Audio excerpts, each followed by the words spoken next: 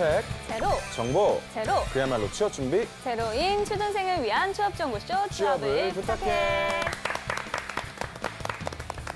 네, 오늘도 취업의 문을 향해 힘차게 달려볼까요?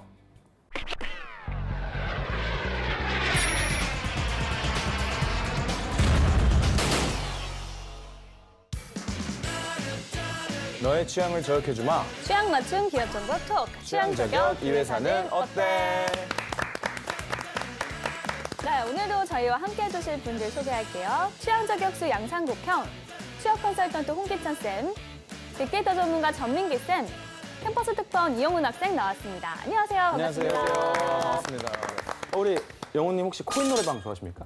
코인 노래방이요? 네. 저 노래를 잘 못해서 안 좋아해요. 네. 그렇구나. 저는 영훈 학생님하고 네. 같이 좀 노래도 좀 해보고 싶고 좀 해보고 싶거든요. 듀엣을. 네, 듀엣도 해보고 싶고 뭔가 재밌을 것 같아요. 괜찮아요. 친해지면. 랩을 좋아해가지고 노래 랩 한번 랩 피처링. 보여주시죠. 네? 랩을요? 네. 어렵나요 혹시? 네, 어렵습니다. 그럴 때 있잖아 서로 광탈한 기분 마땅 거 없습니다 지옥 서로 강탈함은. 오늘의 기업은 어딘지 화면으로 만나보겠습니다.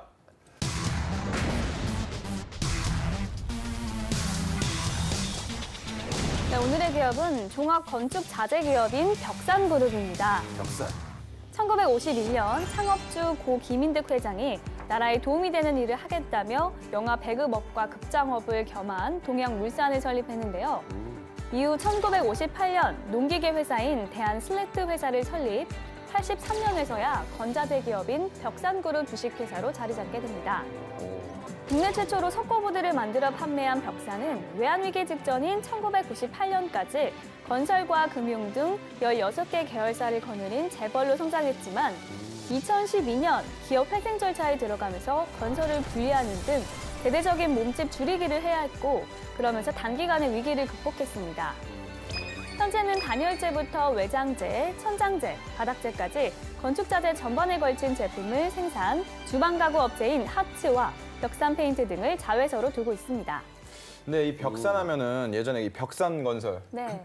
벽산 아파트라고 아파트 할까요? 참 많았잖아요. 많았죠. 네. 그리고 또 블루밍 아파트라고도 블루밍도 있었고 많았고. 찾아보니까 이 그룹에서 분리가 되고 난 뒤에 2014년에 문을 닫았다고 하더라고요. 조금 네. 좀 충격인데 우리 영훈 학생님은 알고 계십니까? 벽산. 저는 사실 이게 학생들 사이에는 그렇게 인지도가 있는 회사는 아니었거든요. 네. 근데 저는 고등학교 때부터 알고 있었던 게 그 핸드볼 선수 중에 김오나 선수라고 있었어요. 되게 이쁜 핸드볼 선수가 이 벽산 실업팀의 소속이었었어요. 그래서 그때부터 팬이었어서 좀 알고 있었던. 이뻐서 기억을 했군요. 아니, 실력도 국대 에이스였어요. 네, 그래서 더 이뻐 보였던 게 있죠. 네. 자, 우리 그러면 꾸경도 혹시 벽산 그룹에 대해서. 이게 벽산이 일단 그 의미가 청산이랑 비슷한 똑같은 의미입니다. 그 청산이 이제 풀과 나무가 어우러진 곳이라는 의미인데, 근데 거기다 아파트를 지어가지고 얘들이 망했어요. 그게 다예요? 애들이 망했어요. 그렇군요. 네. 네, 알겠습니다. 자, 그럼 알겠습니다. 벽산에 대한 빅데이터부터 한번 알아볼게요. 네, 지난 1년간 14,000여 건 정도가 언급이 됐고요. 벽산 채용이라든지 뭐 엔지니어링, 벽산 단열재, 벽산 페인트 이런 것들이 검색이 많이 됐고요. 아직까지도 벽산 건설이나 아파트를 검색하시는 분들이 많이 계시더라고요. 네. 그러니까 아까 2012년에 계열사 분리되고 2014년에 벽산 아파트 자체가 문을 닫았는데도 불구하고 벽산이라는 이름 하면은 건설이나 아파트 쪽에 더 많은 기억들을 갖고 계신 것 같습니다. 그러면 그게 문을 닫으면 그 혹시나 고장이 나거나 이렇게 하면 누가 이제 수리를 해줘요? 관리사무소에 전화를 하셔야겠죠. 뭐 그런 것까지 제가 어떻게 알겠습니까? 정답이네요. 네. 자, 우리 그러면 이 홍쌤 채용은 어떻게 진행될까요, 벽산? 최근에 채용이 있었는데요. 네. 벽산 이제 건자재 회사로 여러분들 생각하시면 되고 공채 규모는 좀 다양하게 열렸던 것 같아요. 신직군 같은 경우에는 경영 관리 파트가 경영 기획 또 지원 그리고 경영 법무 파트로 채용이 열렸고요. 통상 이런 직군들은 이제 인원수가 한 자릿수일 때가 많은데 두 자릿수로 채용이 열렸습니다. 그다음에 영업관리 직군은 영업관리, 유통 보통, 특판, 기술 파트인데 우대 전공을 보면 이제 건축 계열 전공자들을 선호해요. 그러니까 구체적으로 시공을 하는 기업은 아니지만 건설 현장에 대한 프로세스를 이해하고 있고 시공에 쓰일 수 있는 공법을 알고 있기 때문에 거기에 들어갈 수 있는 건축 자재를 판매하는 파트에서도 채용이 이루어지고 있습니다. 그다음에 이제 생산 관리 파트라고 하면 재료공학 전공자들을 R&D 직군 채용으로 흘러가고 있고요. 그다음에 산업공학 했던 친구들은 생산 지원 파트와 그리고 품질 파트, 그리고 또 경력직에서도 생산 관리 파트로 환경 계열 전공에 채용이 있었어요. 그래서 건자재라고 하면 이제 재료만 여러분들이 생각하는데 실제로는 문과 채용이라든가 또 이렇게 건축 관련 전공을 했던 친구들에게 기회를 주는 소중한 기업이다. 그렇게 보시면 되겠습니다. 네. 자, 이번에 학생들의 의견 들어볼 텐데요. 현장 분위기는 어땠나요? 아무래도 요즘 한창 학생들이 많이 바쁠 때잖아요. 그래서 분주하게 움직이는 모습에 보면서 저도 좀 열심히 해야겠다는 그런 열정을 받았습니다. 네, 알겠습니다. 그럼 벽산에 대한 친구들의 얘기 화면으로 만나보겠습니다. 뭐야, 커피가 뭐야? 와, 뭐죠? 품격 있다. 야, 네, 여러분 반갑습니다. 오늘 벽산건설에 대한 이야기 한톤 다운 시켜서. 취업 준비도 좋지만 그 중간에 커피 한 잔의 여유 어떨까요? 함께 가시죠. 추워 죽겠어. 겁나 추워. 한참 취업에 관심이 많을 것 같은데 어떻게 좀 잘 되고 있나요? 물어봐도 되나? 다 떨어졌어요. 죄송합니다. 벽산 들어봤어요? 네, 벽산 아파트. 아, 벽산 아파트. 다른 건설 회사 뭐 그런 떠오르는 거에 비해서 벽산의 이미지가 어때요? 그러면 맑고 꾸미지 않은 그런 듯한. 맑고 꾸미지 않은. 네. 진로는 어디 쪽 보고 있어요? 저는 국내보다는 해외 쪽으로 나가고 싶어서 독일 쪽으로 알아보고 독일어를 하고 있다고 하죠. 벽산이라는 괜찮다. 회사 이름. 근데 어떤 회사 같아요? 건설회사 쪽에서 들어온 건설. 것 같기도 하고 진짜 벽산이라는 이름을 들었을 때 이 이름에서 풍긴 이미지 어때요? 푸른 느낌이 어. 있지 않나? 벽자가 새벽할 때 벽자도 생각나고 벽계수란 산이라는 말이죠. 이미지도 그렇고 조금 단단한 이미지니까 벽산 회사에서 헛개수 장려하고 시중에 있는 게 나오는 산의 거죠. 도마리 아, 이런 걸 많이 풍경 장려를 있죠? 하고 있어요. 네. 본인은 좀 어떨까요? 혼자 일하고 하는 거 좋아해서 그래요? 조용조용하게 월급 받으면서 편하게 그냥 가고 싶어서 얇고 길게 가고 싶어서 아, 요즘 대학생들이 이렇습니다. 아직은 조금 뭐 급하진 않을 텐데 뭐 네. 취업 걱정 같은 거 고민 같은 거 없어요? 없다면 거짓말이고 조금은 네, 있어요. 좀 막연하게나마. 네, 네. 그럼 제일 걱정되는 게 뭐예요? 다음 주에 있을 기말고사가 제일. 기말고사가 학점이 걱정된다 이렇게 얘기를 해놓을게요. 네, 네, 네, 네. 취업을 어떤 쪽으로 좀 하고 싶어요? 저는 과에 맞춰서 상사 쪽으로 생각해요. 아, 상사나 뭐 무역 쪽으로? 네, 네. 그러면 그쪽으로 가려면 외국어 많이 해야 될 것 같은데 하고 있는 거 있어요? 이제 이중 전공으로 말레이시아, 인도네시아. 말레이시아 가본 적 있어요? 아니요, 이제 가려고 네, 생각하고 있어요. 심지어 전 가봤거든요. 혹시 벽산이라는 회사 이름 들어봤어요? 아파트에 적혀져 있는. 오. 사원들한테 주는 복지들 이런 것들이 있어요. 네네네. 그래서 제일 마음에 드는 게 어떤 거예요? 교육. 벽산 사원복지가 괜찮고 나쁘지 않더라고요. 사내외 교육 실시 어떤 거 배우고 싶어요? 어학 쪽이나. 네. 어학 쪽으로. 네. 어. 좋을 것 같습니다. 말레이어를 일단 빨리 배워야 될 것 같아가지고. 열심히 배우겠습니다. 회사를 뭐 고르고 거기에 지원을 해야 될 거 아니에요. 네네네네. 그게 좀 결정 요건들, 뭐 연봉이라든지 아니면 뭐 복지라든지 워라벨이라든지. 워라벨 아, 워라벨이 좀 중요할까요? 제일 중요한 그런. 아, 제일 대표적인 중요해요. 별로 안 연봉 좋아하시네. 5천에 야근을 너무 많이 하는 뭐 삼성 같은 회사 있고 연봉이 한 2천 한 중반대예요. 네. 근데 워라벨은 너무 잘 맞아요. 6시 칼퇴근. 어떤 회사를? 그거는 좀 고민을. 네. 그 연봉이 2배 차이 나거든요, 지금. 5천만 원 받으러 가야죠. 막학기라고 들었어요. 네, 네. 좀 취업 그 구직 상황은 좀 어때요? 내년 상반기 준비하고 있습니다. 네, 전 아직 시작을 안 했어요. 아, 시작을 안 했어요. 취준생 이제 들어가기 입장에서 가장 걱정되는 과정. 아, 너무 힘들 것 같다 이거. 인적성이요. 거기서 떨어지면은 되게 심리적인 타격이 클 것 같아요. 인적성은 홍기찬 쌤과 함께. 면접이요. 열심히 왜요? 하고 있습니다. 친구들 얘기 들어보니까 되게 부담이 크다고 들어가지고 면접들 중에 이런 면접도 있대요. 행동 면접이라고 해서 그 임원분들이랑 그 지원자랑 같이 아웃도어 활동을 나가는 거죠. 이런 면접 좀 어떻게 생각해요? 인성이나 네. 뭐 대처 상황 위기에 이런 거를 평가하려고 하는 것 같은데 그게 더 어려울 것 같아요. 제 일거수일투족을 다 보는 거니까 좀 되게 부담이 클 것 같아요. 아, 그래요? 네, 굉장히 싫어요. 그럼 벽산 건설에 대해서 어떻게 생각해요? 블루밍 아닌가요? 블루밍? 블루밍. 네, 맞습니다. 아시네요. 저는 그냥 그 아파트 본 적이 있어서. 봤을 때 어떤 아파트 어땠어요? 느낌이? 그러니까 블루밍이라는 되게 그 브랜드 이미지는 좋은데 벽산인 거는 잘 연상이 안 돼요. 자, 그러면은 그 요즘 뭐 아파트 프리미엄 브랜드들 많잖아요. 네. 뭐 블루밍 어땠어요? 뭐 레미안이나 푸르조 이런 데에 비해서는 네.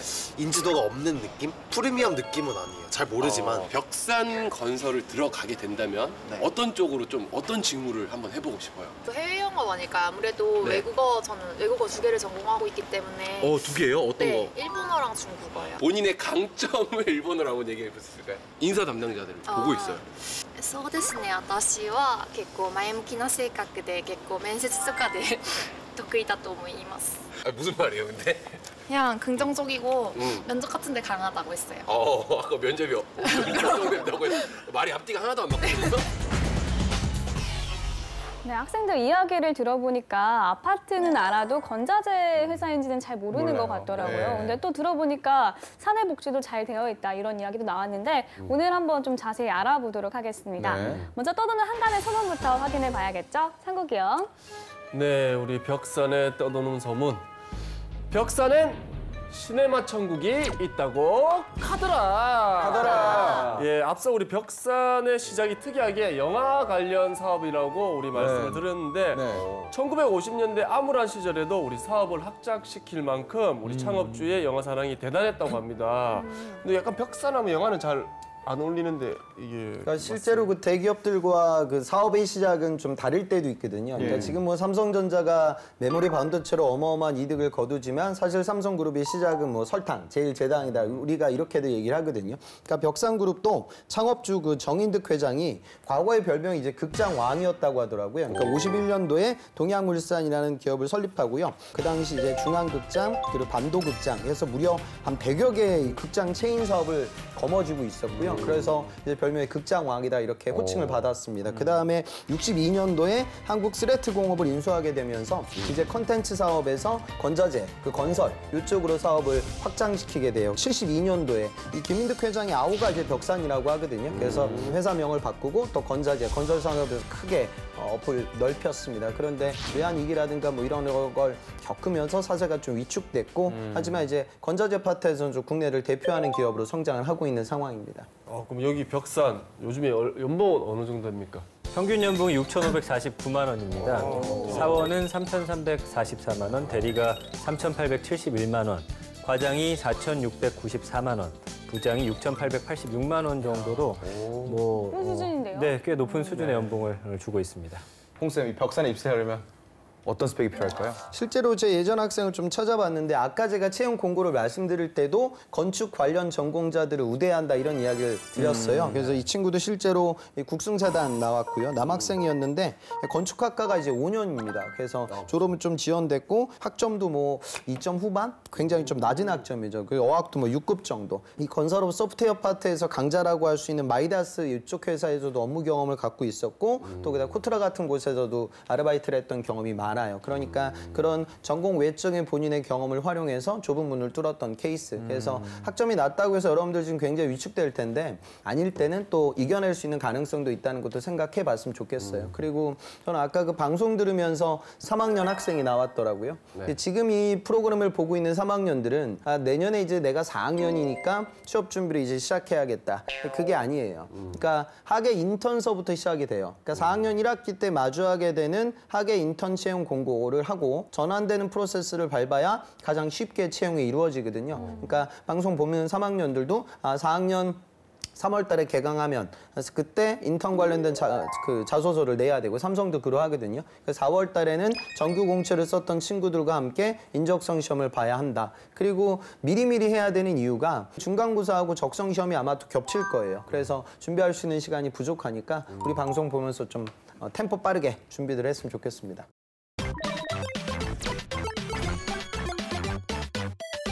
자, 이번엔 기업에 대해 좀 더 깊숙이 알아보도록 하겠습니다. 핫한 키워드로 기업을 저격해보는 시간이죠. 상국이요. 네, 핫한 키워드로서 기업을 저격하도록 하겠습니다. 꾸기의 해시태그! 첫 번째 해시태그 보도록 하겠습니다. 짜잔! 샵 반바지 입는 회사, 샵 기업 문화입니다. 건자재 기업하면 좀 딱딱한 이미지가 아무래도 많은데요. 네. 그래서 그런 걸 탈피하기 위해 벽사는 여러 가지 노력을 하고 있다고 합니다. 반바지도 있고, 그래서 우리 또 사내 분위기만큼은 젊고 활기차다고 합니다. 네, 여러 가지 노력들을 했다고 하는데 전쌤 어떤 노력을 했을까요? 그러니까 역사도 길고 건축자재 어떤 업체라는 그 주는 이미지 때문에 네. 벽산 자체가 좀 딱딱하고 경직된 문화를 좀 많이들 생각하시는데 하지만 이 어떤 실리적인 조직 문화 그리고 굉장히 많이 개방돼 있는 분위기고요. 2010년부터 여름에 반바지를 입게 한 거예요. 공무원 서울시 공무원으로 잠시 일했었는데 여름에 이제 쿨비즈라고 해서 반바지 입어도 된다라고 하지만 입고 오면은 위에 이제 좀 눈치를 줍니다. 너 참 시원하겠다 이런 이야기도 하고 하는데 사실 2010년부터 이런 것들을 시행해 왔다라는 거는 정말 개방적인 분위기 안에서 좀 사내 분위기를 부드럽게 만들고자 하는 그런 노력들이 녹아 있다라고 보시면 될 것 같고요. 네. 그다음에 사내 동아리를 비롯해서 뭐 야구, 축구, 농구, 등산, 볼링, 족구, 독서, 토론 이렇게 13개 동아리가 있습니다. 본인이 원하는 취미생활 뭐 선후배 같이 하면서 이런 게 별거 아닌 것 같지만 이 끈끈한 조직력을 만드는 데는 이것만큼 또 좋은 게 없습니다. 네. 이런 것들을 통해서 밝은 분위기를 좀 만들고자 하는 노력이 돋보이는 회사입니다. 네. 네. 이 업계 이미지를 탈피하려는 노력이 나쁘지는 않지만 또 굳이 필요할까 싶기도 하고요. 네. 선생님 어떻게 봐야 할까요? 지금 벽산 같은 경우도 R&D라든가 뭐 이렇게 기술직 채용이 있는데 뭐 이런 파트는 내부 구성원들과의 협업이라든가 이런 부분이 많다 보니까 뭐 회사의 룰에 맞춰서 반바지 입고 출근도 가능하겠지만 건자재에 만약에 영업을 한다라고 하면 그 클라이언트는 건설사에 있는 사람들이나 대리점 영업주들이 될 텐데 그분들 입장에서 뭐 반바지 입고 직장 생활하면서 우리가 회의를 하진 않거든요. 그러니까 그 직군에 대한 그런 차이점도 좀 있을 것이다 이렇게 생각을 하고 구직자 입장에서는 거의 뭐 몰라도 될 만한 부분이니까 이런 부분들보다는 사업적인 부분에 더 집중해야겠죠. 네, 알겠습니다. 자, 그럼 다음 해시태그 보겠습니다. 네, 다음 해시태그 보도록 하겠습니다. 짜잔! 샵 인재 발탁, 너 인재 키우는 기업, 샵 승진 폐지입니다. 우리 벽사는 완성된 인재를 뽑는 게 아니라 우리 인재가 될 사람을 채용한다고 합니다. 그래서 입사 후에도 우리 계속 교육을 하고 능력을 제대로 보상받을 수 있도록 노력한다고 합니다. 네. 이렇게 되면은 뭐 입사하고 나서부터가 진짜 전쟁이 될 것 같은데 구체적으로 어떤 제도가 있는 건가요, 전쌤? 신입사원을 선발한 후에 교육을 해서 회사의 믿음직한 어떤 리더로 발전시키기 위한 교육 과정들이 있습니다. Career Development Plan이라는 자체적 인사교육 제도를 시행을 하고 있고요. 성과주의라고 보시면 돼요. 그러니까 분야에 맞는 인재를 키워내고 성과를 내면 보상을 해주는 이런 제도고요. 때문에 이제 채용도 직무 단위별로 하는 경우가 많고 승진이나 승격 제도를 폐지했다고 합니다. 그래서 직급은 없겠지만 또 이 일적으로 굉장히 노련한 사람들이 또 밑에 후배들을 이끌어주는 이런 시스템으로 돼 있고요. 임금도 직급이 아니라 능력급으로 주는 계열사들도 많기 때문에 선배 입장에서 만약에 후배들이 치고 올라오고 연봉이 나보다 많이 받는다면 사실 다니기 쉽지는 않을 거예요. 그렇기 때문에 선배로서도 직급이 없는 대신 내 능력치를 최대한 보여줘야 되기 때문에 여러 가지 장단점이 있는 그런 제도라 볼 수 있겠습니다. 이 많은 기업들이 이 성과주의를 표방을 하고 있는데 벽사는 굉장히 파격적이라는 생각이 좀 들어요. 네. 그럼 취업에 있어서도 좀 다르지 않을까 하는데 우리 홍 쌤 어떻게 준비를 해야 할까요? 뭐 다른 기업과 그게 크게 다른 부분은 없는 것 같은데요. 채용 절차를 보면 서류 전형을 하고 1차 이제 역량 면접을 봐요. 그다음에 2차 면접장에 갔을 때 PT 면접, 그 직무 전문성을 더 본다는 소리고 그다음에 여기서 이제 인성 검사를 실시하고요. 마지막 3차 면접이 이제 행동 면접으로 이루어지고 있기 때문에 좀 기업의 어떤 규모라든가 이런 등급에 비하여 채용의 프로세스는 굉장히 좀 혁신적인 것 같고 실무적인 직무 역량을 보기 위해서 노력을 하고 있죠. 그러니까 실제로 요즘 기업들이 인사고과를 반영할 때도 뭐 호봉제로 내가 어느 정도 연차가 됐으니까 뭐 대리가 되고 과장이 되고 뭐 이런 것 절차를 좀 무시하고 그야말로 이제 퍼포먼스를 보고 인사고과가 이루어지는 이런 시류는 뭐 많은 기업들에서 적용이 되니까 입사하고 나서도 여러분들이 뭐 연차 쌓인다고 해서 성장하는 것이 아니라 성과를 내야 성장할 수 있다. 그러다 보면 또 내부 경쟁이 또 치열해지는 부분들도 있기 때문에 장점이 있어 항상 좀 단점도 같이 있다 이렇게 생각하셔야겠죠. 네, 알겠습니다. 자, 지금부터 학생들의 궁금증을 해결해 보도록 하겠습니다. 행동 면접이 있다고 들었어요. 뭐 등산 같은 걸 하면서 이렇게 위기 대처 능력이나 이런 걸 보는 면접이 있다고 들었는데 그런 행동 면접을 할 때 자연스럽게 그냥 있는 그대로의 나를 보여줘야 할지 아니면은 그냥 회사가 원하는 것을 생각해서 자기적인 모습을 보여줘야 할지 그게 궁금해요. 저게 나의 본 모습과 그 회사에서 원하는 모습이 딱 일치되면 너무 좋겠지만 사실 너무 막막할 것 같아요. 어떻게 좀 준비를 해야 될까요? 그러니까 결국에는 이제 가면을 벗기기 위함이에요. 그러니까 네. 면접장에 가면 여러분들이 가면을 쓰고 가잖아요. 그러니까 오늘 나의 이런 컨셉에 맞춰서 인재상에 맞춰서 나를 보여줘야지. 근데 기업은 이제 그게 보기 싫으니까 뭐 등산 면접도 하고요. 뭐 등산 면접할 때 뭐 쌀가마리 같은 거 무거운 거 가지고 가면 가점 주는 그런 면접도 있고요. 근데 왜 가점이에요? 힘이 세서 그건 정말 체력 테스트예요. 그리고 또 그거 하다가 보면 제 학생은 또 너무 열심히 가다가 옆길로 새가지고 길을 잃었거든요. 그래서 뭐 떨어진 학생도 예전에 있었고요. 길을 잃으면 떨어져요? 예, 몇몇 뭐 카지노 기업들 이런 데는 진짜로 오래 달리기 시합을 시키기도 하고요. 카지노에서 뛸 일이 없잖아요. 카지노에는 오래 서 있어야 되니까. 그러니까 그런 거죠. 면접장에서 가식적으로 내비치는 모습들을 차단시키기 위해서 만들어 놓은 절차거든요. 근데 똑같이 거기서도 평가가 이루어지니까 일부 커뮤니케이션 이루어지고 또 여러분들의 역량을 물어봐요. 그러니까 중요한 건 주어진 환경, 인사팀을 무시할 수 없기 때문에 주어진 상황의 롤에 의거하여 열심히 활동을 하되 나의 적극성을 보여주는 점 하나와 그다음에 협업이 이루어지는 과정들 속에서 내가 어떤 멤버로 업무를 진행하겠다는 거 이 두 가지에 좀 초점을 맞추고 대외 변수에 초점을 맞추다 보면 정작 중요한 부분이 흔들리게 되니까 너무 두려움을 갖지 않았으면 좋겠습니다. 다음 질문도 한번 볼까요? 독일계 기업으로 취업을 하고 싶은데 어떤 기업 쪽을 어떤 산업 쪽으로 가야 승산이 있을지 궁금합니다. 국내 기업이 아니라 외국에 진짜 해외에 있는 기업에 취업하고 싶은 학생들도 많이 있는 걸로 알고 있어요. 그래서 그런 학생들이 어떻게 좀 준비를 해야 될지 정보가 많이 없더라고요. 해외에서 이제 현채인이 말고 정규직으로 좋은 일자리를 찾기는 좀 어려워요. 그러니까 일본은 지금 구직난이 워낙에 심각하기 때문에 한국 학생들에게도 좋은 일자리를 제공하지만 대부분의 해외 시장은 그렇진 않거든요. 내가 독일어를 하니까 독일계 외국계 회사에 간다, 오케이. 근데 그 관점에서 내가 알고 있는 독일계 회사가 아니라 모르는 정말 독일계 멋진 히든 챔피언이 많을 거라는 생각 하나. 그다음 두 번째는 보시도 쓰겠지만 로버트 보시만 도전할 수는 없잖아요. 그러면 그 기업과 경쟁하고 있는 우리나라의 다양한 전장 부품들과 그다음에 대기업들의 협력사들이 있어요. 그런 산업들도 같이 도전이 가능하죠. 왜냐하면 경쟁사들의 동향을 파악할 수 있는 나의 어학적인 능력으로 어필이 가능하니까 이 두 가지 컨셉을 갖고 스코프를 좀 넓히면 취업의 확률은 조금 더 올라갈 겁니다. 네. 자, 이번엔 실제 면접 상황을 재현해 보도록 하겠습니다. 상국이 형. 네, 우리 벽산 면접 한번 보도록 하겠습니다. 네. 이용훈 씨, 네. MOU에 대한 본인의 생각은 어떻습니까? 일단 MOU라는 게 제가 알기로 서로 협력을 하기로 약속을 한 거긴 하지만 그리고 또 법적 효력이 있지만 어느 정도 제한적이라고 들었습니다. 그래서 좀 더 그 MOU를 발전시켜서 계약 단계까지 나아가야 좀 더 이 안정적이고 우리 회사에 이익되는 방향으로 갈 수 있다고 생각합니다.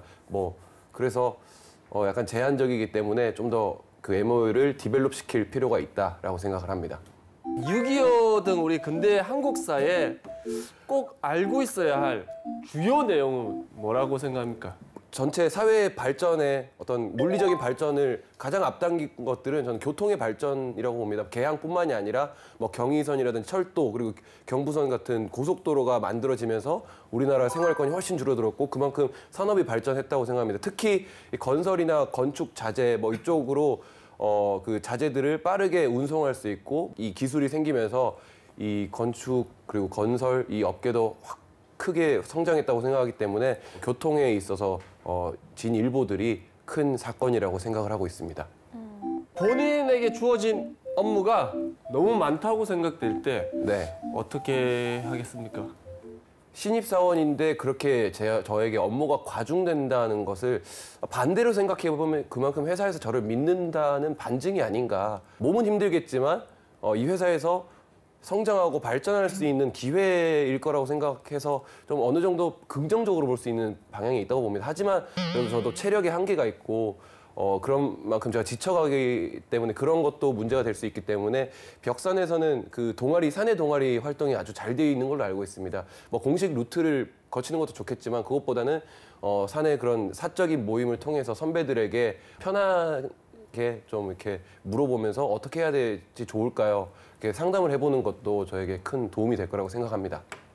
우선 오늘은 저 영훈 학생 답변 예전보다 좀 나은 것 같아요. 야, 첫 칭찬입니다. 근데 뭐 마지막 질문에 대한 답변은 또 주특기인 또 장황한 화법이 또 나왔으니까 그 부분은 좀 죽여야겠죠. 그리고 저는 좀 이렇게 선을 그어서 얘기하라고 말씀드리는 편인데 만약에 주어진 업무가 많다라는 판단이 들 때는 우선은 정말 그 업무가 많을 때도 있을 거예요. 또 때로는 내 업무 역량이 부족해서 그런 상황이 결과가 초래될 때도 있겠죠. 일단 그러면 이제 각기 상황별로 대응 방법이 달라질 거예요. 그래서 나의 업무 역량을 높여야 될 시기도 있을 거고 아니면 동료들이나 선배 후배들한테 도움을 청해야 될 그 시기도 열릴 것이고 또 경우에 따라서는 나의 자원을 어떻게 배분해야 될까 뭐 이런 식의 접근도 가능할 것 같아요. 그래서 그렇게 조금 더 축약시켜서 얘기하면 좋을 것 같고요. 그다음에 아까 그 역사 관련된 질문을 했는데 우리 근현대사에서 우리 대한민국이 일궈낸 가장 큰 업적은 이제 산업화의 성공과 민주화의 성공인데 벽산하고도 관련도가 있는 산업화의 어떤 히스토리 또 그런 부분에 대해서 영훈 학생이 철도 이야기를 했던 이 부분은 저는 좋은 답변이었던 것 같아요. 그런 식으로 좀 생각하도록 하고요. 그다음에 MOU 관련된 이런 양해각서 체결은 소비재 영업이 아니고 산업재 영업이다 보니까 클라이언트들이 기업과 기업 사이에 사업을 진행하거든요. 그 과정들 속에 약속을 맺고요. 그게 이제 계약서가 되겠죠. 그러다 보니까 법무팀 채용이 이번에도 열렸거든요. 그러니까 중요하다는 소리예요. 그래서 내가 물론 제품도 잘 알고 고객도 알고 시장도 알아야 하지만 나의 꼼꼼함을 발휘해서 계약서에 나오는 그런 소소한 리갈 텀들을 제대로 독해할 수 있는 나의 이런 능력이 있다. 뭐 법대생이라고 하면 그런 강점도 어필이 가능하죠. 그러니까 그런 식으로 얘기를 하는 건 뭐 좀 저는 활용 가치가 있을 것 같습니다. 전체적으로 답변력이 예전보다는 좀 좋아진 것 같아요. 영훈 학생 장족의 발전인데요. 우리 취향 저격 덕분입니다. 네, 좋습니다. 자, 이렇게 해서 지금까지 벽산에 대해서 알아봤는데요. 영훈 학생 어떤 매력을 느꼈나요? 네, 오늘 역시 이 한 줄평도 한 단계 업그레이드된 한 줄평 기대해 보여드리겠습니다. 볼게요. 벽산, 벽과 산을 넘을 그룹이다. 왜냐면 뭐 워크아웃도 있었고 뭐 도산도 있었고 하지만 앞으로 더 발전할 기업으로 보인다. 이런 말로 해석해 주시면 좋겠습니다. 네, 알겠습니다. 좋습니다. 그 홍쌤의 꿀팁도 빠질 수 없겠죠. 그러니까 지금 우리나라 부동산 정책들이 지금 새로운 정권과 함께 나오고 있는데 건설사 입장에서는 부동산 경기가 조금 더 활성화돼야 또 분양시장도 좋아지고 투자도 많아지고 그래야 또 프리미엄급 건자재를 많이 또 획득해가지고 사업이 커질 거예요. 하지만 또 리모델링이라든가 다른 시장들도 있고 그리고 지금 진행되는 석고보도나 단열재 뭐 이런 부분들이 기존에 있던 단열재가 그대로 활용되는 것이 아니라 친환경이라든가 에너지 효율을 높이기 위해서 여러 가지 발전되는 그런 사항들이 있어요. 근데 이런 부분들을 건축을 막상 전공했던 친구들도 잘 모르거든요. 그리고 또 한 가지는 아까 제가 재료 관련돼서 R&D 채용이 있다고 했는데 실제로 재료공학을 전공했던 친구들이 요즘 학교에서 많이 배우는 건 이런 일반 소재보다는 조금 더 취업이 잘 되는 반도체나 디스플레이, 배터리 쪽으로 뭐 그런 학업을 진행해요. 지금 여기서 진행되는 석고보드 단열재하고 관련될 만한 학업 이력을 갖춘 친구들이 그다지 많지 않아요. 그러니까 제 말씀을 좀 두려워하지 않았으면 좋겠어요. 아무리 생각을 해봐도 나는 이 사업 제품과 전혀 관련 상관이 없다. 쓸 수가 없다. 이렇게 생각하지 마시고 거리감이 있는 파트에서 공학적인 이력이나 경영 이력을 만들었지만 그런 부분들을 응용하고 적용시킬 수 있는 가능성으로 한번 승부를 해보자. 이런 기업들이 굉장히 많단 말이죠. 그리고 그 기업들의 움직임을 지금 이 겨울방학 동안 빠르게 획득을 해야 돼요. 그래야 이제 3월 시즌이 오픈되게 되면 너무나 바쁘기 때문에 산업 분석과 기업 분석을 할 시간도 부족해지거든요. 그러니까 저희 방송도 열심히 보고 신문 보면서 스코프를 좀 넓히시는 노력을 겨울방학 동안 꾸준히 진행하셨으면 좋겠습니다. 네, 저희는 오늘 벽산 그룹에 대해서 좀 알아봤는데 저도 이제 아파트만 이렇게 기억을 하다가 오늘 건자재 회사라는 걸 좀 처음 알았어요. 이렇게 벽산 그룹에 관심 있으신 분들은 오늘 좋은 정보를 얻어가셨던 것 같습니다. 오늘은 여기까지고요. 저희는 다음 시간에 다시 찾아오겠습니다. 감사합니다.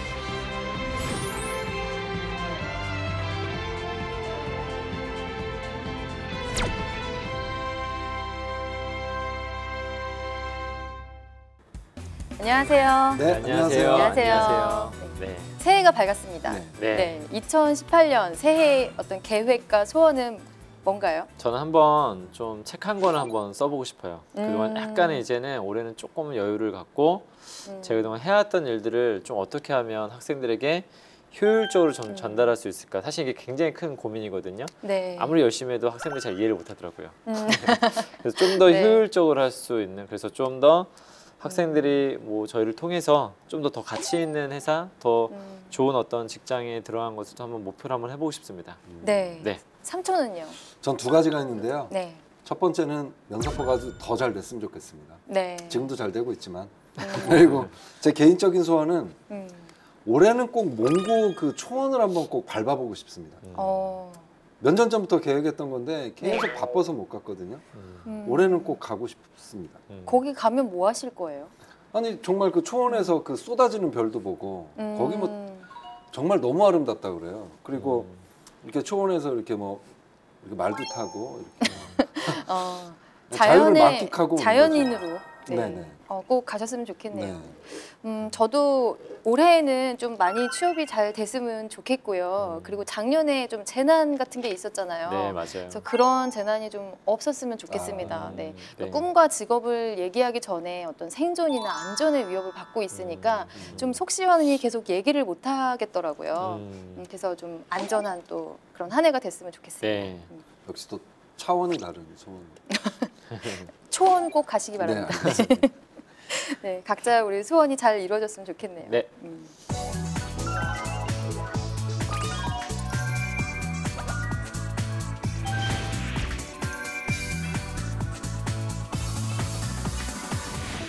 자, 오늘은요 좀 색다른 거를 좀 진행을 해보려고 해요. 같은 경험을 가지고 어떻게 역량을 표현할지. 스펙이 나는 없다고 생각하는 친구들, 흔한 소재를 가지고 어떻게 좀 귀한 소재로 만들 수 있냐. 네, 첫 번째 경험은 창업 경험입니다. 그렇죠, 단골입니다. 그런데 늘 나오는 그런 역량이 뭘까요? 도전 정신, 뭐 창의성, 열정 뭐 이런 네. 거죠. 이 해외 경험도 참 단골 스토리가 있잖아요. 그렇죠. 네. 너무 천편일적이어서 문화, 뭐 글로벌 역량 이런 키워드 보이면 그냥 스킵하는 경우도 많다고 제가 말씀을 들었습니다. 네. 공모전 경험은 참 두 가지로 크게 나눌 수 있을 것 같은데 내가 잘해서 상을 받았다 아니면 항상 앞에 글자 나오는 게 비록. 실패했을 때 이거를 어떻게 써야 될지 모른다면 좀 크게 한 주제를 한 3가지 정도 주제에서 쓰면 좋을 것 같아요. 하나는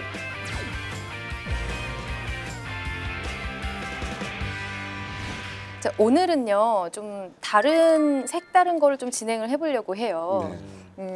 좀 어려움을 해소해보고자 오늘 주제가 같은 경험을 가지고 어떻게 역량을 표현할지 참 고민이 많거든요. 그런 역량을 찾아서 표현하는 방법을 좀 같이 얘기를 나눠보려고 합니다. 그러니까 처음에는 어려워서 잘 이해가 안 갔는데 네. 두 번째 또 말씀을 듣고 보니까 그러니까 소재가 너무 천편일률적으로 활용되고 있다. 그렇죠. 그래서 그거를 좀 이제 같은 소재임에도 불구하고 좀 다르게 활용하는 방식을 찾아보자.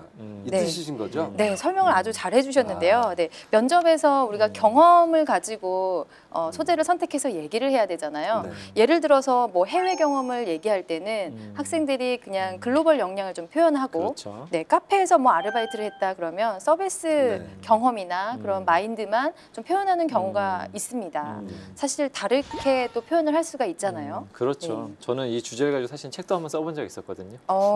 그렇군요. 그래서 약간 흔한 소재를 가지고 어떻게 좀 더 차별화된 어떤 시각으로 할 것인가에 대한 걸 한번 가지고 해봤었는데 충분히 좀 쓸 수 있는 영역들이 많거든요. 그래서 특히 이 방송이 되게 중요한 게 뭐냐면 스펙이 나는 없다고 생각하는 친구들, 좀 약간 흔한 소재를 가지고 어떻게 좀 귀한 소재로 만들 수 있냐에 대한 부분에 대해서 한 번쯤 학생들이 이 방송을 통해서 좀 도움을 많이 받았으면 좋을 것 같습니다. 네, 뭔가 공식처럼 똑같이 표현했던 것들을 지금 오늘 우리 3명이서 같이 다르게 표현할 수 있는 방법을 좀 얘기를 나눠봤으면 좋겠습니다. 네, 그리고 또 하나가 있어요.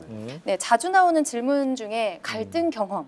네. 네, 그리고 뭐 실패 경험. 그렇죠. 네, 가장 어려웠던 경험은 뭐냐 이런 거. 그다음에 창의력을 발휘했던 경험은 무엇이냐. 이런 질문들을 좀 많이 하게 되는데 학생들이 참 어려워하거든요. 그렇습니다. 네. 뭐 갈등 경험 이런 벌써 내부적인 갈등 생기기도 하고 그렇죠. 네. 그래서 이렇게 어려워하는 질문에 대해서 어떤 경험들을 좀 찾아서 얘기를 하면 좋을까 이런 네. 얘기들을 해보려고 합니다. 네.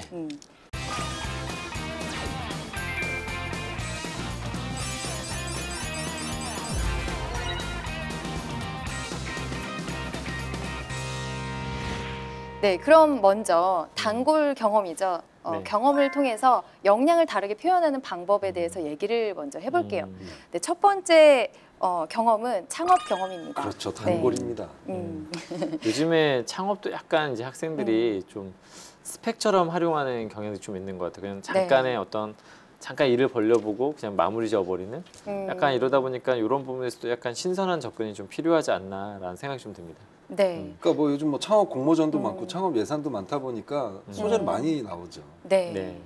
창업을 해본 경험이 또 막 너무 흔한 건 아니기 때문에 학생들은 꼭 활용을 하고 싶어 하거든요. 그렇죠, 그렇죠. 그런데 늘 나오는 그런 역량이 뭘까요? 뭐 다 그런 거죠. 도전 정신, 뭐 창의성, 열정 뭐 이런 거죠. 맞습니다. 근데 대체로 가장 많이 나온 거는 제가 볼 때 약간 실패. 왜냐면 거의 약간 이게 좀 하다만 약간 케이스들이 많아서 좀 실패 경험들도 굉장히 좀 창업 경험에서 자주 나오는데 읽다 보면은 좀 약간 식상하거나 이 사람이 어떤 했던 활동을 보게 되면 실패할 수밖에 없게끔 활동을 했고 실패했습니다 하게 되면 사실은 와닿지가 않거든요. 그런 부분들. 맞아요. 꼭 단골 스토리가 나오는 게 그런 거잖아요. 제가 뭐 새로운 것에 도전을 했다, 뭐 새로운 아이디어를 냈다, 뭐 이런 것들이 많은데 사실 좀 여기에서 다르게 역량을 찾을 수 있잖아요. 그렇죠. 네, 그런 걸 지금부터 얘기를 해볼게요. 어떤 걸 얘기를 하면 좋을까요? 창업을 실제로 해보신 분들은 제일 먼저 돈 문제를 해결을 했어야 했을 거예요. 뭐 자기들이 낼 수도 있고 지원을 받을 수도 있었고 그러다가 지원을 받거나 어쨌든 돈이 생겼을 때 제일 먼저 해야 되는 건 회계거든요. 돈 관리를 하고 그래서 이런 부분도 아주 그 창업과 관련된 경험이 될 수도 있고요. 그다음에 창업이란 건 정말 모든 걸 다 해보는 거예요. 뭐 사무실 구하는 것부터 집기 구하고 사람 뽑는 것까지. 그러다 보면 이게 창업주의 입장에서 보면 혼자서 하는 게 아니잖아요. 1인 창업도 있기야 있지만 여럿이 하다 보니까 리더십을 발휘할 수 있는 사례도 충분히 얘기할 수 있고 그다음에 일반 회사가 아니라 음식점이나 서비스 업종을 창업하는 경우들이 많잖아요. 그러다 보면 고객님들을 대하는 그런 경험 속에서 서비스 마인드나 이런 것도 충분히 얘기할 수가 있습니다. 저는 또 창업 경험에서는 어떻게 보면은 좀 성공적인 약간 비즈니스에서는 성공적인 좀 DNA를 갖고 있는 사람들이 좀 있지 않습니까? 그런 사람들 중에 한 부류는 저는 약간 되게 끈질긴 사람, 뭔가를 얻기 위해서 끈질게 했던 좀 그 활동을 잘 보여줬으면 좀 좋겠다는 생각이 좀 들고요. 특히 어떤 시장에 대해서 정확하게 알기 위해서 시장을 좀 분석했던 그래서 그 시장을 알고 이해하고 분석해서 얼마나 끈질기게 이것을 수행했는지에 대한 부분을 좀 더 이해하게 되면 이제 창업 활동을 통해서 보여지는 이 사람의 어떤 업무 스타일을 좀 이해할 수도 있거든요. 좀 그런 것도 한번 좀 보여줬으면 좋겠는데 제가 이 이야기를 하는 이유가 뭐냐면 창업 경험이 약간 스펙처럼 보이지 않게 되려면 정말 이 사람이 뭔가 자신의 모든 열정을 다했다는 걸 보여줘야 되는데 너무 대강대강 하고 뭐 예를 들면 자기의 모든 열정을 쏟았다기보다는 너무 그냥 약간 스펙의 일환처럼 잠깐 돌보고 잠깐 하다가 이런 것들을 보여주게 되면 오히려 좀 감점 요인이 될 수도 있지 않을까라는 생각이 좀 듭니다. 창업 자체 그 행위로는 좀 더 상대방한테는 좋은 어떤 영향을 주기보다는 창업 활동 중에 내가 어려운 문제를 겪었을 때 정말 얼마나 치밀하게 열정을 갖고 끈기를 갖고 이 일을 수행했는가에 대한 그 과정에 대해서 좀 더 제대로 설명해 준다면 좀 더 좋은 평가를 받을 수 있지 않을까라는 생각이 좀 듭니다. 그리고 이런 창업을 할 때 사업 계획서 쓰는 게 중요하잖아요. 그렇다 보니까는 뭐 의사 표현 능력, 뭐 설득하는 것도 중요하고 PT를 해서 이제 시연을 보이는 경우도 있기 때문에 의사 표현 능력을 좀 활용할 수도 있을 것 같고요. 문서 작성 능력. 내가 이렇게 지원자들을 설득을 해서 지원금을 받았다, 사업 자금을 지원을 받았다 이런 부분에서 좀 표현을 할 수도 있을 것 같고, 그 다음에 기업가 정신. 네, 그러니까 주인 정신이라고 좀 얘기를 하고 싶은데 규모는 작지만 내가 전체적으로 내 거를 이제 경영을 하다 보니까 기업에 들어가서도 내가 내 것을 경영한다는 마음으로 주인 정신을 가지고 열심히 하겠다 이런 표현들도 저는 좀 잘 할 수 있을 것 같아요. 그리고 저는 또 그 이야기를 한번 듣다 보니까 아까 문서 작성 능력을 듣다 보니까 생각보다 많은 또 기업들 중에서 그 지원금을 받아야 되는 분야들이 되게 많거든요. 네. 그런 쪽 계통의 뭐 영업이나 이런 쪽에서는 그런 문서를 되게 잘 만드는 사람들 굉장히 또 선호하기 때문에 그런 것 자체 하나를 보고 뽑아줄 수도 있는 영역이 분명히 있거든요. 네. 그래서 그런 것도 잘 이해하고 했으면 좋을 것 같습니다. 네. 만약에 이제 자기가 뭐 공동 대표나 아니면은 뭐 자기가 그냥 대표로 있을 때는 뭐 리더십 같은 것도 뭐 잘 추진해서 했던 거 그런 것들도 얘기를 할 수가 있겠죠. 네.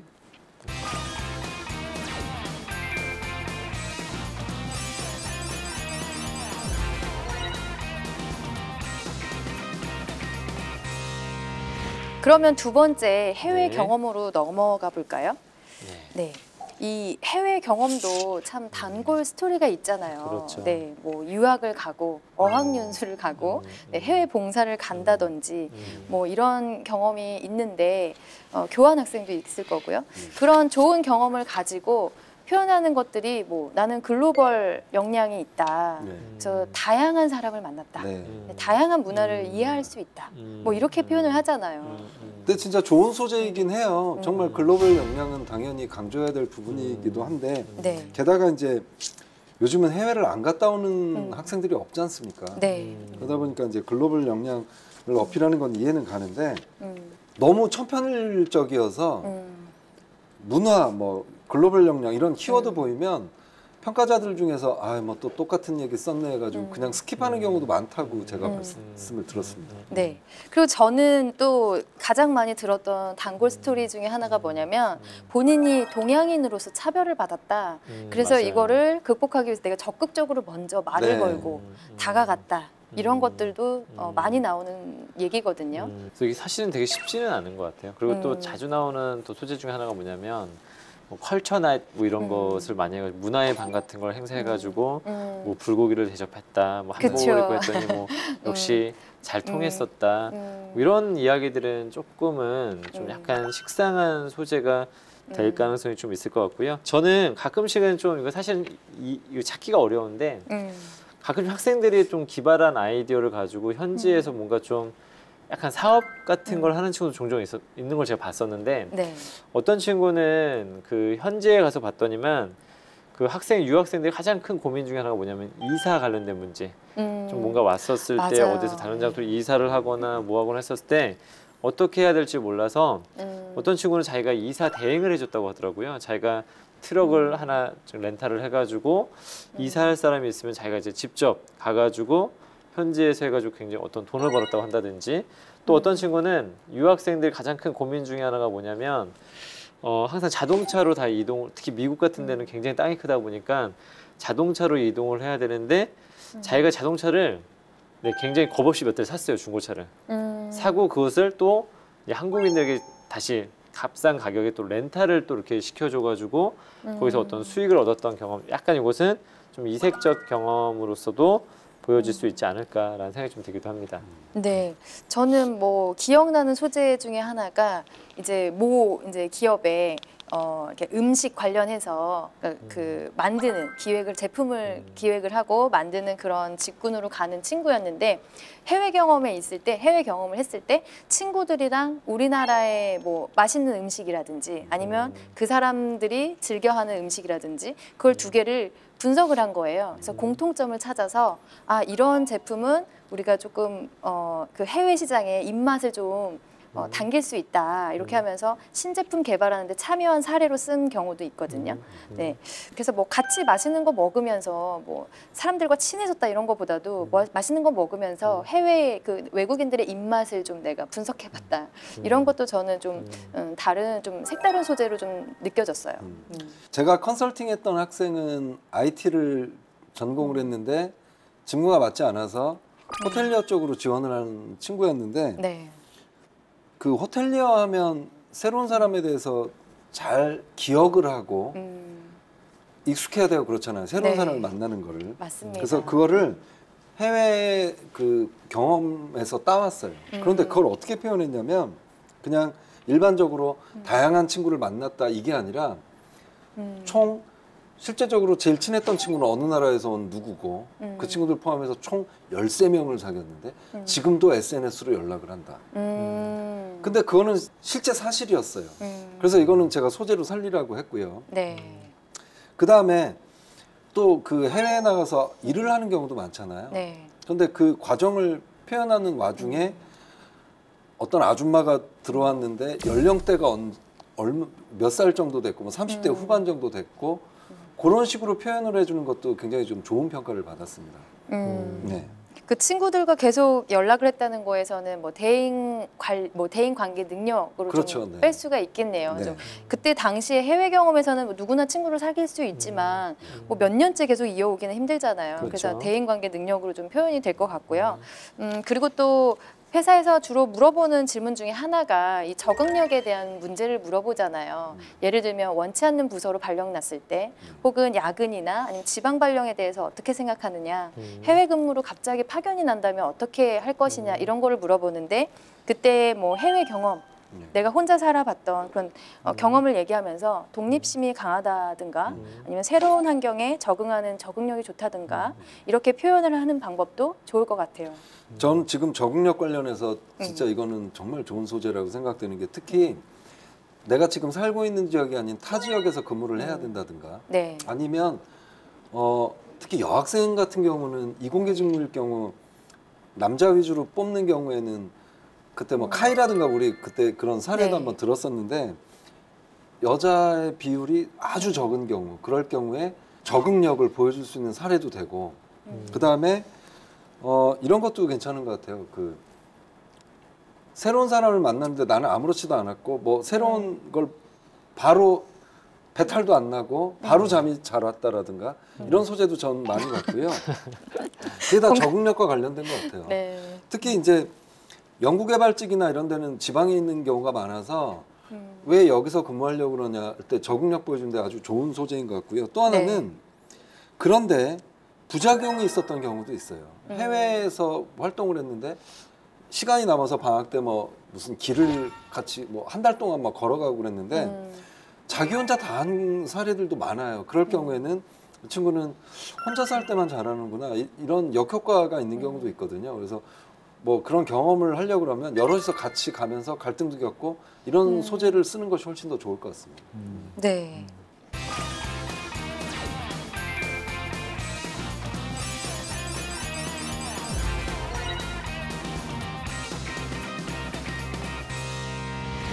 그러면 이제 세 번째 소재로 넘어가 볼까요? 또 많이 활용할 수 있는 또 경험이 공모전 경험이거든요. 네.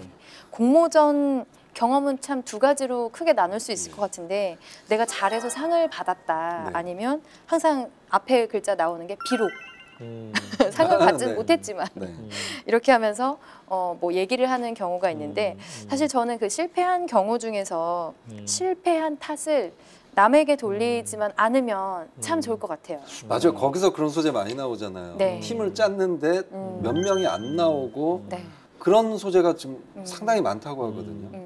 제가 기억나는 그 얘기 중에서 뭐가 있었냐면 교수님이 안 봐줘서 우리가 떨어졌다 이렇게 교수님 탓을 실패 경험으로 이제 쓴 친구가 있어가지고 얘기한 친구가 있어가지고 제가 그렇게 교수님을 원망하는 표현을 하게 되면 그 회사에서 교수님이 뭔가 그 상사의 느낌이잖아요. 회사에 갔을 때 그럼 상사가 너를 케어해주지 않아서 너의 성과가 안 나왔다 이렇게 오해를 할 수 있기 때문에 그런 부분이 좀 다시 다른 시각으로 좀 봐야 된다. 실패 원인이 정말 교수님 탓이냐 이렇게 얘기를 한 적이 있었어요. 표현 저 본 것도 있어요. 예를 들어서 뭐 공모전을 하려고 해서 어떤 회사에 협조가 필요했는데 담당자께서 우리한테 냉정하고 뭐 도와주지 않았다 뭐 이런 경우도 많이 나오고 있어요. 그것도 다 부정적이죠. 그다음에 또 이런 경우도 되게 많은 건데 공모전은 또 학생들이 수상을 하지 않으면 또 쓰면 안 된다. 약간 이런 또 공식 같은 게 좀 있거든요. 맞아요. 그래서 뭐 쓰는 친구들도 있지만은 또 대체로 보게 되면 인터뷰를 하다 보면 굉장히 공모전을 했었는데 아예 쓰질 않더라고요. 근데 이걸 자꾸 너무 성공적 관점에서 보다 보면 쓸 수가 없는데 저는 좀 공모전을 관점을 좀 더 약간 달리해서 약간 팀워크적인 측면에서 일을 할 때 내가 팀을 위해서 어떤 식으로 기여하고 헌신하는지에 대한 부분을 좀 더 강조한다든지 혹은 아니면 좀 더 일을 할 때 어떤 식으로 내가 모르는 분야에 대한 지식이나 이런 것을 어떤 식으로 습득하는지에 대한 부분을 알려줄 수도 있고요. 너무 어떤 성공의 어떤 관점보다는 어떻게를 했는지에 대한 부분이 사실은 일을 잘하는 사람의 어떤 특성을 잘 보여주면 되거든요. 네. 사실은 이 면접관이든 이 평가자들은 보게 되면은 프로젝트나 어떠한 사안에 대해서 일하는 과정과 진행하는 걸 보게 되면 아, 이 사람이 미래의 일을 잘 할 수 있을지 없을지는 어느 정도는 좀 감각적으로 좀 어느 정도 가늠할 수 있지 않습니까? 네. 그래서 좀 더 어떻게라는 과정이 그 과정이 좋았다라면 그 과정도 저는 적극적으로 좀 살렸으면 좋겠다라고 말씀을 드려보고 싶습니다. 네. 저도 지금 학생회장님이 하신 말씀에 뭐 완전 찬성을 하는데 저는 실패 사례를 더 쓰라고 해요. 네. 사람은 어떤 위기 상황에서 더 그 사람의 진가가 드러나는 거거든요. 그리고 네. 실제로 그 본 모습이 드러나는데 공모전에 수상하는 사람보다 실패하는 사람들이 훨씬 더 많아요. 네. 그런데 이 실패를 했을 때가 중요한 것 같아요. 그랬을 때 그냥 좌절한 사람도 있지만 아 내가 뭐가 부족했구나 깨달았다는 걸 써준다 그러면 충분히 공감을 일으킬 수도 있고 관심을 갖게 할 수도 있을 것 같거든요. 그래서 저는 적극적으로 쓰라고 합니다. 단 그 부분에서 아까 그 어떻게 했는가에 대한 부분이 분명한 건 누가 봐도 공감이 가야 되는 일을 잘하는 어떤 사람의 어떤 성격, 끈질김, 어떤 합리적인 어떤 의사결정 과정 이런 것들을 또 쓰지 않는데 실패했다고 하게 되면 또 사실 이건 욕을 먹을 수도 있다는 것도 사실 조금은 이해해야 될 것 같습니다. 네, 저는 공모전 경험을 좀 해봤으면 하는 마음에서 추천을 좀 많이 하는 그런 케이스인데 교내에서 하는 공모전도 좋지만 교외에서 하는 공모전 사실 뭐 수상하기는 어렵잖아요. 근데 그렇지 않지만 내가 경쟁을 해봤다는 그런 경험 경쟁 경험이 뭐가 그렇게 중요하냐라고 물어볼 수도 있는데 그런 경쟁 경험을 해보면 사실 학생이 학업을 병행하면서 해야 되기 때문에 그 제한된 시간 안에 몰입을 해서 준비한다는 게 쉽지가 않아요. 네, 그래서 몰입, 집중력 이런 것들을 좀 발휘해서 했다. 그리고 그런 여러 가지를 병행하면서 내가 시간 관리를 잘했다. 시간 관리 능력 이런 것들을 좀 볼 수가 있고 그리고 공모전 같은 경우에는 가이드라인이 나와 있어요. 주제가 어떤 것이고 뭐 그린 에너지 뭐 그런 걸로 주제를 해라. 예산 내에서 얼마 예산 내에서 그걸 만들어라. 뭐 이런 가이드라인이 있는데 그런 것들을 잘 지켰다면 원칙 준수 나는 어떤 그런 규준이나 이런 것들을 잘 지키는 사람이다라고 표현할 수가 있거든요. 그래서 그런 부분들도 좀 좋다고 생각하고 분석력도 저는 되게 좋다고 생각이 들어요. 분석력. 기존에 어떤 작품들이 선정이 됐고 뽑혔는지 그리고 그 주최사들이 어떤 의도로 어떤 것을 요구하는 건지를 정확하게 파악하지 않으면 공모를 준비할 수가 없거든요. 그래서 분석력 이런 것들도 표현할 수 있다고 생각이 듭니다. 근데 여기서 좀 주의해야 될 게 공모전 많이 참여하는 거 좋잖아요. 네. 그런데 실제 기업에서는 직무 관련된 공모전만 인정을 한다는 건 좀 알아두셨으면 좋겠어요. 그러니까 너무 많은 공모전을 참여하기 위해서 직무와 관련도 없는데 뭐 이것저것 하는 것보다는 직무와 관련된 것만 꼭 하셨으면 좋겠어요. 그다음에 좀 주제로 쓸 때 전 또 괜찮아요. 공모전이라는 게 사실 속성상 학업을 수행을 하면서 그 가외 시간을 다시 또 해야 되는 어떤 영역 중에 하나라서 뭐 사실은 성공할 관점을 쓰기는 되게 좋아요. 뭐 분석력을 어떻게 해갖고 어떻게 성공했다는 이런 관점이 되게 좋은데 근데 실패했었을 때가 문제거든요. 실패했을 때 이거를 어떻게 써야 될지 모른다면 전 크게 한 주제를 한 3가지 정도 주제에서 쓰면 좋을 것 같아요. 하나는 어쨌든 성공이든 실패든 간에 좀 더 약간 팀워크적인 어떤 측면에서 공모전에서 내가 팀에서 어떠한 희생을 좀 감수하였는지 어떠한 기여를 했는지에 대한 부분이 좀 들어갔으면 좋겠고 그다음에 또 공모전의 어떤 특수성상 학과 친구들이랑도 하지만 교외적으로 또 아니면 교내 어떤 다른 학과 친구들이랑 했었을 때 좀 더 어떠한 리더십을 좀 더 보여주었는지 어떠한 솔선수범을 보여줬는지에 대한 부분도 볼 수 있고 사실은 공모전에서 가장 많이 살릴 수 있는 것 중에 하나가 뭐냐면 제가 볼 때 좀 갈등 관리에 대한 부분을 좀 보여주는 것도 괜찮거든요. 시간은 없고 전혀 다른 어떤 영역의 어떤 전혀 모르는 어떤 서로 낯선 사람들, 그다음에 전공이 다른 사람들과 합했을 때 좀 이렇게 갈등이 생기지 않습니까? 네. 그래서 그중에 또 프리라이더도 항상 생기기 마련이기 때문에 그런 상황에서 갈등을 어떻게 효율적으로 잘 관리했는가에 대한 주제로도 많이 쓸 수 있지 않을까라는 생각이 좀 듭니다. 네. 그리고 뭐 말씀하신 대로 전공 분야로 공모전을 준비하게 된다면 전문성이나 기술 능력 이런 것들을 자연적으로 또 표현할 수 있기 때문에 그런 부분들로 또 다르게 어필을 할 수 있을 것 같아요.